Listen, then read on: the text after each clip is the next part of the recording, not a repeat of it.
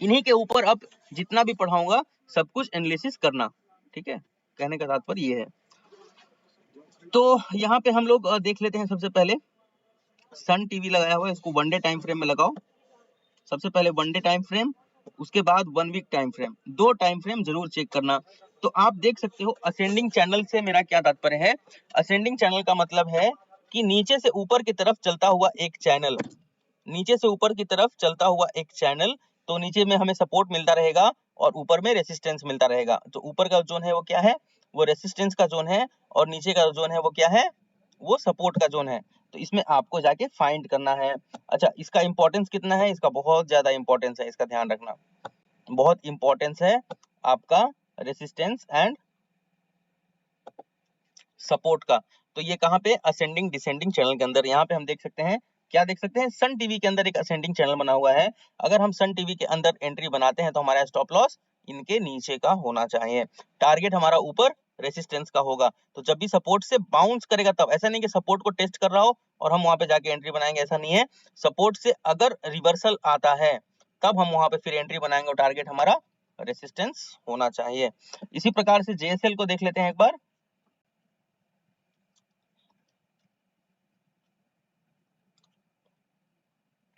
अगर आप नए हो तो शुरू में थोड़ी सी तकलीफ होगी।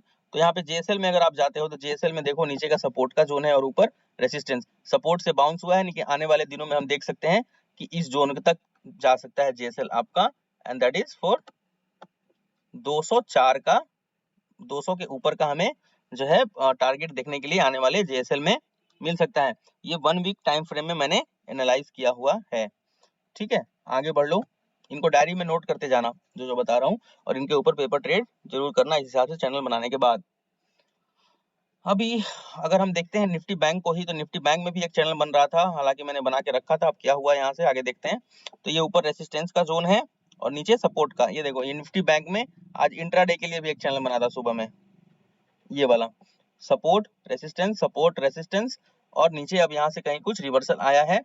तो यहाँ पे हो सकता है कि एक वी शेप स्विंग बन रहा है रेसिस्टेंस के पास, हालांकि अभी करेक्शन की उम्मीद की जा सकती है यहाँ से थोड़ी बहुत, और फिर एक अपसाइड मोमेंटम भी देखा जा सकता है 38,000 तक का आपको निफ्टी बैंक में अभी देखने के लिए भी मिल सकता है। लेकिन ये है चैनल, अगर सी साइड पोजीशन बनाऊंगा तो मैं हमेशा चैनल से बाउंस होने के बाद ही बनाऊंगा। यानी कि अगर मुझे यहाँ पोजीशन बनाना होता तो मैं क्या करता, चैनल से जब बाउंस हुआ, रिटेस्ट रिजेक्ट हो गया, तो इस कैंडल के अंदर मैं पोजीशन जरूर बनाता फॉर दिस टारगेट। तो ये निफ्टी बैंक आज का, ये रेसिस्टेंस नीचे सपोर्ट, अब नीचे सपोर्ट पे आएगा तो हम बाई करेंगे। तो क्या ऊपर में जाके सेल कर दें, नहीं। निफ्टी बैंक को जब हम ट्रेड करते हैं तो हम लोग इंट्राडे में सिर्फ चैनल के ऊपर भरोसा नहीं रखते हैं, लेकिन इसके ऑप्शन चेन के ऊपर बाकी एनालिसिस को भी देखना पड़ता है, जो हम आगे सीखने वाले हैं। फिलहाल चैनल भी अपने आप में बहुत इंपॉर्टेंट है, और आप देखोगे कि जब इस चैनल को टेस्ट करेगा तो थोड़ा सा रिजेक्ट करेगा, लेकिन करेगा जरूर। ओके, तो अब हम आगे बढ़ते हैं। जेएसएल को देख लेते हैं एक बार, बता दिया मैंने आपको। अब उसके बाद हम लोग देख लेते हैं एनआरबी को। तो एनआरबी को अगर हम लोग देख लेते हैं तो सीधा देख सकते हो सपोर्ट रेसिस्टेंस टेस्ट हो रहा है। वापस अगर सपोर्ट पे मौका मिलता है तो definitely I will go for the buy, target ये वाला, नीचे का स्टॉप लॉस। तो स्विंग ट्रेड के लिए असेंडिंग और डिसेंडिंग चैनल जो है आपका, ये बहुत ही इंपॉर्टेंट रोल निभाता है। तो आपको ये प्रैक्टिस जरूर करना चाहिए। आगे बढ़ जाते हैं, वैसे ही देख लेते हैं डीबी कॉप को। डीबी कॉप में अगर आप देखते हो यहाँ पर, तो आपको डीबी कॉप में भी मैंने बना के रखा, आप देख लेना, असेंडिंग डिसेंडिंग चैनल, 1 वीक का टाइम फ्रेम है, और यहाँ पे बन रहा है असेंडिंग ट्रायंगल, ठीक है, असेंडिंग ट्रायंगल। अब असेंडिंग ट्रायंगल क्या होता है, असेंडिंग ट्रायंगल से दो तरफा मूव आने का संभावना होता है। तो दो तरफा मूव आप कैसे पकड़ोगे असेंडिंग ट्रायंगल से, या तो इसको ब्रेक करेगा, ब्रेक करके रिटेस्ट करेगा, और रिटेस्ट करके रिजेक्ट करेगा। तो ये वाले कैंडल में एंट्री, ब्रेकआउट देता है, ठीक है, यहाँ से अगर ब्रेकआउट दे देता है, मान लेते हैं हम लोग, यहाँ से अगर ब्रेक कर जाता है ऊपर, ब्रेक कर,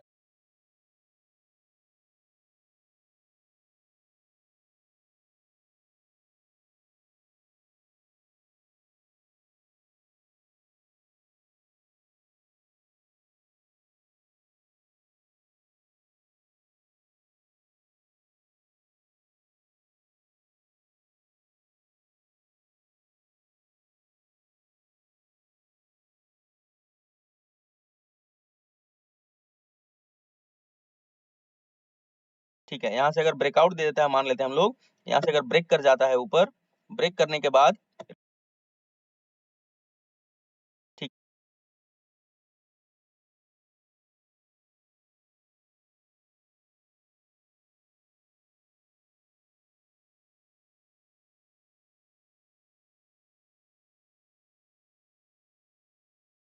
है, यहाँ से अगर ब्रेकआउट दे देता है, मान लेते हैं हम लोग, यहाँ से अगर ब्रेक कर जाता है ऊपर, ब्रेक करने के बाद ठीक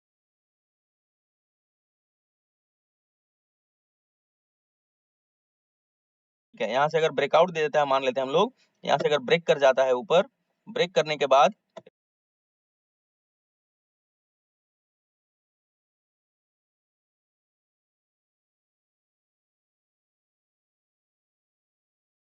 ठीक है, यहाँ से अगर ब्रेकआउट दे देता है, मान लेते हैं हम लोग, यहाँ से अगर ब्रेक कर जाता है ऊपर, ब्रेक करने के बाद रिटेस्ट करता है और रिजेक्ट करता है, तो इस कैंडल के अंदर एंट्री। तो इसमें दोनों तरफ हमारा जो है असेंडिंग ट्रायंगल के अंदर दोनों तरफ की एंट्री बन सकती है, नीचे की भी और ऊपर की भी।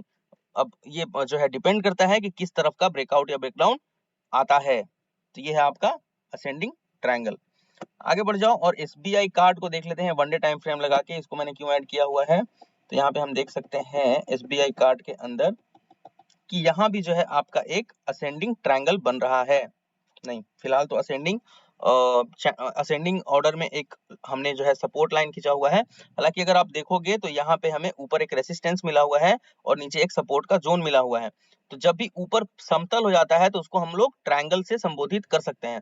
तो अभी ट्रायंगल के निचले हिस्से ऊपर जब समतल हो जाए, मतलब यानी कि ऊपर कोई रेसिस्टेंस जो है एक जोन बन जाए सीधी लाइन में, ऊपर में क्या बनेगा, एक सीधी लाइन में जब एक सीधा रेसिस्टेंस बन जाए, यानी कि एक सीधा रेसिस्टेंस को हिट करता है, रिजेक्ट करता है, हिट करता है, रिजेक्ट करता है, सेम जोन बन जाता है। जब जब ऊपर एक चैनल नहीं बनता सेम जोन को ऊपर में, तो उसको हम बोल देंगे असेंडिंग ट्रायंगल। नीचे से हमारा लाइन असेंडिंग ऑर्डर में खींचा हुआ है, लेकिन ऊपर एक जोन में रिजेक्शन मल्टीपल आ रहा है, तो बन जाएगा हमारा असेंडिंग ट्रायंगल। असेंडिंग ट्रायंगल से हालांकि अब ये जो चार्ट है इसको एनालाइज अगर मुझे कोई करने के लिए कहेगा तो यहाँ पे definitely I will go for the by side यहाँ पे, और देख लेंगे हम लोग एसबीआई कार्ड को, और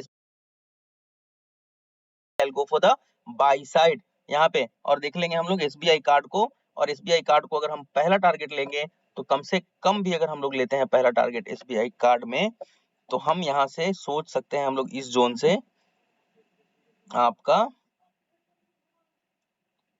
1050 ये हमारा होगा एकदम छोटा सा स्टॉप लॉस। देख लो कितना छोटा सा स्टॉप लॉस है हमारा, इस लाइन के जस्ट नीचे का स्टॉप लॉस। लेकिन अगर नीचे की तरफ अगर ब्रेक कर जाता है तो फिर वही वाला हम फॉर्मूला वापस इसके अंदर भी अपनाएंगे। क्या, यहाँ से अगर जो है ब्रेक कर जाता है, तो ब्रेक हुआ यहाँ से, रिटेस्ट हुआ और रिजेक्शन हुआ, तो ये वाले कैंडल पे हम यहाँ पर एंट्री बनाएंगे, रिटेस्ट और रिजेक्शन पे, क्योंकि जो एक इंपॉर्टेंट सपोर्ट चैनल बना हुआ है, आगे चल के अगर इसको ब्रेक कर देता है तो ये चैनल जो है हमारा रेसिस्टेंस आने वाले दिनों कुछ दिनों तक बना रहेगा, और रिटेस्ट रिजेक्ट होगा तो ही हम इसके अंदर एंट्री नया बनाएंगे। फिलहाल यहाँ पे बाई साइड का पोजीशन हम लोग बना सकते हैं फॉर द 1050 वाला जोन कम से कम।